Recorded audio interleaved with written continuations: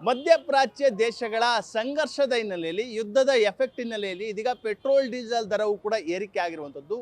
ಮಂಡ್ಯದಲ್ಲೂ ಕೂಡ ಅದರ effect ತಟ್ಟಿದೆ. Petrol ದರ ₹3.26 ಪೈಸೆಗೆ ಏರಿಕೆ ಆದರೆ ಡೀಸೆಲ್ ದರವು ಕೂಡ ₹3.11 ಏರಿಕೆ ಆಗಿರುವಂಥದ್ದು. ಸದ್ಯ ಸಾರ್ವಜನಿಕರ ದರ ನೇರವಾಗಿ ಮಾತನಾಡಿಸ್ತೀನಿ ಸರ್. ಈಗ ಪೆಟ್ರೋಲ್ ದರ ಏರಿಕೆ ಆಗಿರುವಂಥದ್ದು ಕೇಂದ್ರ ಸರ್ಕಾರ ಮಾಡಿದೆ. ಏನು ಹೇಳ್ತೀರಾ ಸರ್, ಇದೇನು ಸಮಸ್ಯೆ ಆಗುತ್ತೆ ಜನರಿಗೆ? ಸರ್, ಸಮಸ್ಯೆ ಏನೇ ಆಗಿಲ್ಲ, ಮಿತಿಯಾಗಿ ಓಡಾಡಬೇಕು. ಈಗ ನಮ್ಮ ಪ್ರಧಾನಮಂತ್ರಿ ಅವರು ಕರೆ ಕೊಟ್ಟಿರೋದಕ್ಕೆ ನಾವು ಸ್ಪಂದಿಸಬೇಕು. ಯಾಕೆಂದರೆ ನಮ್ಮ ಪೆಟ್ರೋಲ್ ದರಕ್ಕಿಂತ ನಮ್ಮ ದೇಶ ಮುಂದಿರಬೇಕು. ನಮ್ಮ ದೇಶಕ್ಕೋಸ್ಕರ ₹200 ಜಾಸ್ತಿ ಆದರೂ ನಾವು ಸ್ಪಂದಿಸ್ತೀವಿ. ಮೋದಿ ಅವರಿಗೆ ನಾವು ಬೆಂಬಲ ಕೊಡ್ತೀವಿ. ಬೇರೆ ದೇಶಗಳಿಗೆ ಹೋಲಿಕೆ ಮಾಡಿದ್ರೆ ಇಲ್ಲಿ ಬೆಲೆ ಏರಿಕೆ ಕಡಿಮೆ ಆಗಿದೆ ಅಂತ ಅನಿಸ್ತದೆ ಪೆಟ್ರೋಲ್ ಡೀಸೆಲ್ ದರ. ಯಾಕಂದ್ರೆ ಬೇರೆ ಕಡೆ ಇನ್ನೂ ಜಾಸ್ತಿ ಆಗಿದೆ, ಮೊದಲೇ ಮಾಡಿದ್ದಾರೆ. ಅಂದರೂ ಈ ವಾರ ಯುದ್ಧದ ಪ್ರಕಾರ ಲೆಕ್ಕ ನೋಡ್ಕೊಂಡ್ರೆ ಇವರು ಆಲೇ 1-2 ತಿಂಗಳು ಮುಂಚಿತಾಗೆ ಪೆಟ್ರೋಲ್ ಜಾಸ್ತಿ ಮಾಡಬೇಕಾಯ್ತು. ಅಂದರೂ ಜನಗಳಿಗೆ ಅನುಕೂಲ ಆಗಂಗೆ 1-2 ತಿಂಗಳು ಲೇಟಾಗಿ ಮಾಡಿದ್ದಾರೆ. ತೊಂದರೆ ಏನಿಲ್ಲ. ಸರ್, ನೀವೇನು ಹೇಳ್ತೀರಿ ಸರ್ ಪೆಟ್ರೋಲ್ ಡೀಸೆಲ್ ದರ ಏರಿಕೆ? ಅಂದರೆ ಇದು ಬಡವ್ರ ಬಗ್ಗರಿಗೆ ತುಂಬ ತೊಂದರೆ ಆಗುತ್ತೆ. ನಾವು ವೆಹಿಕಲ್ ಮಡಗಿದ್ದೀವಿ, ನಮಗೆ ತುಂಬ ಈಗಲೇ ಫ್ರೀ ಬಸ್ ಎಫೆಕ್ಟ್ ಇರೋದ್ರಿಂದ ಈಗಲೇ ಕಷ್ಟ ಆಗಿದೆ ನಾವು ಜೀವನ ಮಾಡೋದು.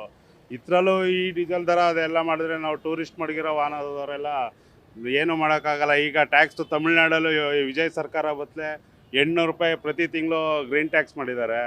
ಮೊದಲು ವರ್ಷಕ್ಕಿತ್ತು, ಈಗ ಒಂದು ಟ್ರಿಪ್ಗೂ ₹800 ಮಾಡಿದ್ದಾರೆ. ಹಂಗಾದರೆ ಬದುಕೋದು ಟೂರಿಸ್ಟ್ ಮಡಗಿರೋರು ಭಾರಿ ಕಷ್ಟ ಆಗುತ್ತೆ ಸರ್. ಏನಾರ ಮಾಡಿ ಸಾಯಿಸ್ಬಿಡೋ ಲೆಕ್ಕಾಚಾರಕ್ಕೆ ಬಂದಿದೆ ಸರ್ ಈಗಿನ ಪರಿಸ್ಥಿತಿ. ಮಧ್ಯಮ ವರ್ಗದ ಜನರ ಬೆಲೆ ಏರಿಕೆ ಅವ್ರು ಬದುಕಕ್ಕೆ ಕೂಡ ನಮ್ಮ ಕೆಲ ಆಗೋದೇ ಇಲ್ಲ ಸರ್. ಈ ಥರ ತೊಂದರೆ ಆಗ್ಬಿಟ್ರೆ ನಾವು ಇನ್ಸೂರೆನ್ಸ್ ಜಾಸ್ತಿ ಆಗಿದೆ, ಟ್ಯಾಕ್ಸ್ ಜಾಸ್ತಿ ಆಗಿದೆ, ಏನು ಮಾಡಬೇಕು ಅನ್ನೋದೇ ಗೊತ್ತಾಗ್ತಾ ಇಲ್ಲ ಸರ್ ಇವತ್ತಿನ ಸರ್ಕಾರ ಇದರಿಂದ, ಮೋದಿ ಅವರಿಂದ. ಬೇರೆ ವಸ್ತುಗಳ ಬೆಲೆನೂ ಕೂಡ ಜಾಸ್ತಿ ಎಲ್ಲ ಪ್ರತಿಯೊಂದು ಒಂದು ಬೇಳೆಕಾಳಿಂದ ಒಂದು ಎಣ್ಣೆಯಿಂದನೂ ಜಾಸ್ತಿ ಆಗಿದೆ ಇವತ್ತಿನ ಪರಿಸ್ಥಿತಿ. ಜೀವನ ಈಗ ಬಡವ್ರ ಬಗ್ಗರು ಬದುಕೋದು ಹೆಂಗೆ ಅನ್ನೋದು ಗೊತ್ತಾಗ್ತಾನೆ ಇಲ್ಲ. ಬರೀ 2,000 ಸರ್ಕಾರದಿಂದ ಬರ್ತಾ ಇದೆ ಅನ್ನೋದು ಬಿಟ್ರೆ ನಮ್ಮದು ಎಷ್ಟು ಹೋಗ್ತಾ ಇದೆ ದುಪ್ಪಟ್ಟು ಅನ್ನೋದು ಯಾರಿಗೂ ಗೊತ್ತಾಗ್ತಾ ಇಲ್ಲ. ಆ ಥರ ಆಗ್ಬಿಟ್ಟಿದೆ ಸರ್ ಪರಿಸ್ಥಿತಿ.